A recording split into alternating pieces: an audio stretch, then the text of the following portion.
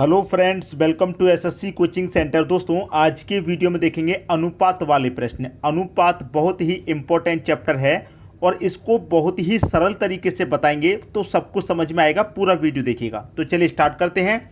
पहला प्रश्न है, दो संख्याओं का अनुपात 4:9 है। कोई भी दो संख्याएं, ये मैं पहली संख्या ले लूँ और ये दूसरी संख्या, दो संख्या हैं, इनका अनुपात 4:9 है। ठीक है, कितना है? 4:9 है इनका अनुपात। ठीक है, ये हमने लिख लिया।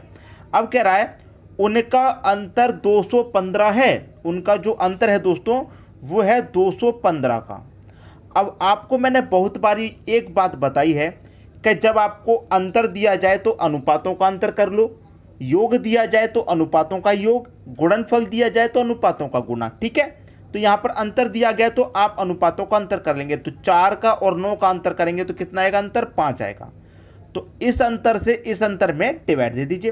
5 चौके 20, एक बचेगा, 5 चौके 20 हो जाएगा, एक बचेगा 15, 5 त्रिक का 15, 43 बार में ये कट गया। अब कह रहा है कि उनमें से छोटी संख्या ज्ञात करें। अब भाई देखिए, 43 का मल्टीप्लाई मैं 4 से कर दूंगा तो पहली संख्या मुझे पता चल जाएगी कितनी है। 43 का मल्टीप्लाई 9 से कर दूंगा तो दूसरी संख्या भी मुझे पता चल जाएगी कितनी है। तो कर दीजिए। 4 त्रिक का 12 का 2, कैरी का 1, 4 चौके 16 और कैरी का 1 17, 172। 9 त्रिक का 27 का 7, कैरी का 2, 9 चौक 36 में कैरी का 2 जोड़ूंगा तो कितना हो जाएगा? 38, 387। पूछ क्या रहा है? उनमें से छोटी संख्या। भाई पहली संख्या छोटी है कि दूसरी संख्या छोटी है? एक बात आप अच्छे से जानते हैं, जो संख्या अनुपात में छोटी होगी वही संख्या छोटी है। लेकिन हमने दोनों ही संख्या पता कर ली। हम चाहते तो अनुपात को देखते, अनुपात में कौन सी संख्या छोटी है। पहली संख्या अनुपात में छोटी है तो 43 का मल्टीप्लाई सिर्फ 4 में कर देते, पता चल जाता। आपका आंसर कितना है? 172 है। पहला ऑप्शन बिल्कुल सही हो गया। अब इसमें देखिए क्या क्या पूछा जाता है। इसमें या तो ये पूछा जाएगा कि पहली संख्या और दूसरी संख्या दोनों का जोड़ बता दीजिए, तो दोनों को जोड़ेंगे। ठीक है, दोनों को जोड़ना है। हो सकता है कि दोनों का गुणा भी पूछ ले, हो सकता है दोनों का अंतर पूछ ले, कुछ भी पूछे। दोनों का एलसीएम भी पूछ सकता है, दोनों का एचसीएफ भी पूछ सकता है। बस उतना करना है आपको। ठीक है, बात सभी की समझ में आ गई, प्रश्न सभी को अच्छे से क्लियर हो गया। अब देखेंगे हम अगला प्रश्न। अगला प्रश्न है, यदि A/B बराबर 7:9 और B/C बराबर 5:7 हो तो A/C क्या होगा? देखिए आपके पास क्या है? A है, B है और C है। तीन व्यक्ति हैं, A, B और C। ठीक है, ये आपके पास तीन व्यक्ति हैं। A का अनुपात 7 है तो A के नीचे मैं A का अनुपात लिख लूँगा 7। B का अनुपात 9 है तो B के नीचे B का अनुपात लिख लूँगा मैं 9। ठीक है, अब देखिए B का एक और अनुपात है यहाँ पर 5, तो B के नीचे ही B का दूसरा अनुपात लिखेंगे जो 5 दे रखा है, B के नीचे ही लिखेंगे B का अनुपात। अब C का अनुपात 7, अब C का अनुपात 7 है, उसे यहाँ पर लिखना है या फिर यहाँ पर? जब दूसरी लाइन हमारी स्टार्ट हो गई है तो यहाँ पर लिखेंगे। ठीक है, इसको छोड़ देंगे, दूसरी लाइन चालू हो गई वहीं पर लिखना है। ठीक है, लिख लिया, C का भी लिख लिया 7। अब जो खाली जगह बचती है यहाँ पर, जैसे खाली यहाँ पर, तो उसके बराबर वाली संख्या लिख देंगे 9। आप कहेंगे बराबर में 7 भी तो है, तो ये वाला तरीका हमारा सही होता है और ये वाला तरीका गलत। ठीक है, इस तरीके से लिखते हैं 36 तरीके से। बराबर में 9 है तो 9। अब यहाँ पर भी खाली जगह है तो इसके बराबर में 5 है तो यहाँ पर हम 5 लिख देंगे। ठीक है, अब 7 पच्चे 35, 9 पच्चे 45, 9 सत्ते 63। हमसे पूछ क्या रहा है वो ध्यान रखना है। हमसे पूछ रहा है कि A/C क्या होगा। A और C पूछ रहा है। A/C, तो A का रेशियो कितना? 35 निकल के आया, हम 35 लिख लेंगे। C का कितना? 63 निकल के आया, हम 63 लिख लेंगे। अब देखिए किसी कॉमन संख्या से क्या ये कट सकता है? काट लेंगे। 7 से कटेगा, 7 पंजे 35 और 7 से ये भी कटेगा, 7 निमे का 63। 7 से दोनों संख्या कट गई 5 और 9 में। ठीक है, तो 5:9 निकल के आया। 5:9 पहले ही ऑप्शन में दे रखा है, तो ये आपके प्रश्न का बिल्कुल सही आंसर हो गया। उम्मीद करूंगा सभी को प्रश्न अच्छे से समझ में आ गया होगा। अब देखेंगे अगला प्रश्न। अगला प्रश्न है, यदि A/B बराबर 3:100, 3:4 और C/B बराबर 4:5 तो ABC बराबर क्या? देखिए ABC तीन व्यक्ति हैं, A/B/C 3 हैं। A का मान 3 है तो मैं A के नीचे A का मान लिख दूंगा 3। B का मान 4 है तो B के नीचे B का मान 4। ठीक है, लिख दिया। अब देखिए क्या कह रहा है, कह रहा है कि सी का मान एक और दे रखा है 4 और बी का मान 5। अब प्रश्न में कंफ्यूजन पैदा कर दी, आप बिल्कुल कंफ्यूज मत होना।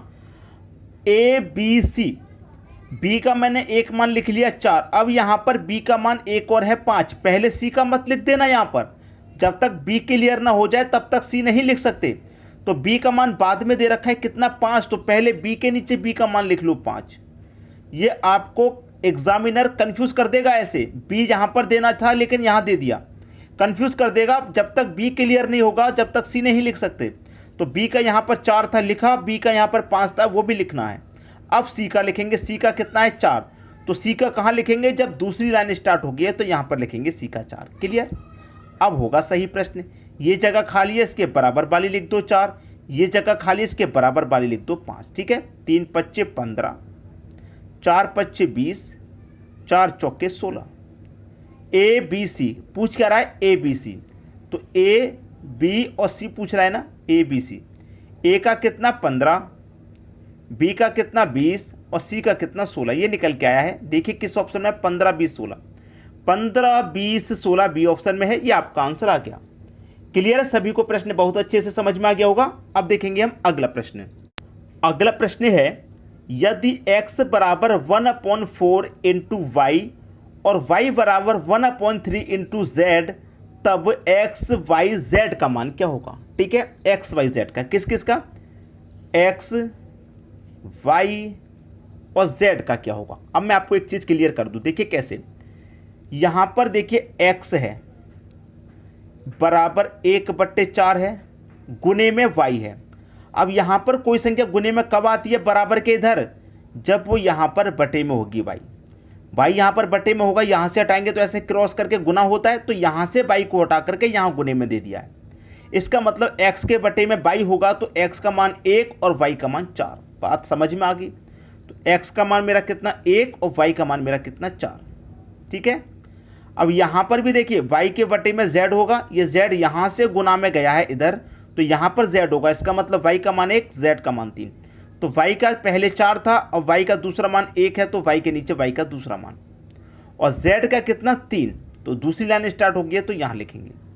क्लियर है सभी को बात। ये जगह खाली इसके बराबर वाली संख्या लिख दो, ये खाली इसके बराबर वाली लिख दो। ठीक, एक कमल पे 1 से करेंगे 1 रहेगा, एक कमल पे 4 से करेंगे 4 रहेगा, 4 त्रिका 12, 1 4 12। हमको बताना है एक्स वाई जेड तीनों का, और तीनों का निकल के आ गया 1 4 12, 1 4 12 ये दे रखा सी ऑप्शन में। ये आपके प्रश्न का बिल्कुल सही जवाब होगा। उम्मीद करूंगा सभी को प्रश्न एक बार में ही समझ में आ गया होगा, किसी को भी प्रश्न में कोई भी समस्या नहीं होगी। ठीक है दोस्तों, अब देखेंगे अगला प्रश्न। अगला प्रश्न है, 4 संख्याएं 1 2 3 4, 4 संख्याएं हैं 1 2 3 और 4, ये 4 संख्याएं 4 संख्याएं 1 2 3 4 के अनुपात में हैं, उनका योग 24 है। योग कितना है 24। मैंने आपको क्या समझाया, अगर योग दिया जाए तो अनुपातों का भी योग कर लो, अंतर दिया जाए तो अनुपातों का अंतर, यही बताया है। अब योग मेरा 24 है तो अनुपातों का योग कितना है, 1 और 2 3 और 3 6 4 10। भाई अनुपात का योग 10 और संख्याओं का योग कितना 24, तो 10 बराबर 24 के। पूछ क्या रहा है, पहली और चौथी संख्या का औसत क्या होगा। पहली और चौथी संख्या का औसत, भाई पहली और चौथी संख्या का मैं योग करूंगा तो कितना हो जाएगा, पहली और चौथी संख्या का योग 1 और 4 5। अब 10 बराबर है 24 के, तो 5 बराबर कितने के होगा, 12 के होगा। भाई 10 का योग 24 तो 5 का योग 12, आधा हो जाएगा। अब यहां पर कह रहा है कि पहली और चौथी कितनी संख्या है, पहली और चौथी 2 संख्याओं का औसत पूछ रहा है ना, तो जितनी संख्याओं का औसत पूछेगा उतने से डिवाइड कर देंगे। 2 का पूछे 2 से डिवाइड कर दो, कितना आ जाएगा औसत 6। ये आपका औसत हो गया 6। ठीक है, ये आपका औसत हो गया 6। पहले ही ऑप्शन में 6 दे रखा है, ये आपके प्रश्न का बिल्कुल सही आंसर हो गया। ठीक है, क्लियर होगी बात। अब देखेंगे अगला प्रश्न। अगला प्रश्न है, 2 संख्याओं का योग 45 है, उनका अंतर 15 है, तो उनका अनुपात ज्ञात करें। 2 संख्याओं का योग 45 है, कोई भी 2 संख्या हो सकती हैं, हम उन 2 संख्याओं को नाम देते हैं x और y। ठीक है, 2 संख्याओं का योग 45 है, योग की बात कर रहा है तो योग कर देंगे। योग कितना है 45, और उनका अंतर 15 है। यही हमारे पास 2 संख्याएं x और y, और इनका अंतर कितना कह रहा है, 15 कह रहा है। तो उनका अनुपात ज्ञात करें, अनुपात बताना है। अब देखिए प्लस का वाई माइनस का वाई कट गया, एक्स और एक्स 2x बराबर 45 और 15 60, 2 से 60 को कटा दूंगा 30 बार में, x का मान कितना आ गया 30, खत्म। अब देखिए x का मान 30 है तो y का मान कितना होगा 15, तभी तो 30 में जोड़ेंगे 15 तो 45 होगा। x का मान 30 है, y का कितना होगा 15, 30 में से घटाएंगे 15 तो 15 आएगा कि नहीं आएगा। तो x का मान 30, y का मान 15, दोनों मान हमको पता चल गए। इधर लिख देते हैं x और y दोनों का अनुपात पूछ रहा है ना, x का मान 30, y का मान 15, दोनों का क्या पूछ रहा है अनुपात, अनुपात पूछ रहा है दोनों का। 15 एकम 15 कटेगा, 15 दूने का 30, 2:1 आपका आंसर आ गया, 2:1, बी ऑप्शन बिल्कुल सही। क्लियर है सभी को प्रश्न। अब देखेंगे हम अगला प्रश्न। अगला प्रश्न है यदि 3x बराबर 5y बराबर 4z हो तो x y z का मान ज्ञात कीजिए। ये प्रश्न दोस्तों आपके लिए होमवर्क है, ठीक है। इस प्रश्न को मैं अभी नहीं कराऊंगा, पहले आप इसका आंसर मुझे बताइए, इसीलिए ये प्रश्न मैंने आपके लिए होमवर्क रखा है, ठीक है। इस प्रश्न का आंसर आपको देना है, जल्दी जल्दी कमेंट कीजिए अपना अपना आंसर, ठीक है। सबसे पहले अपना आंसर कमेंट कीजिए स्पीड फास्ट, कैलकुलेशन फास्ट, ठीक है, डू फास्ट जो हम बोलते हैं, डू फास्ट। तो जल्दी जल्दी कीजिए, जितनी भी कैलकुलेशन आप जानते हैं आंसर इसका बताइए क्या होगा, ठीक है दोस्तों। वीडियो देखने के लिए आपका बहुत बहुत धन्यवाद।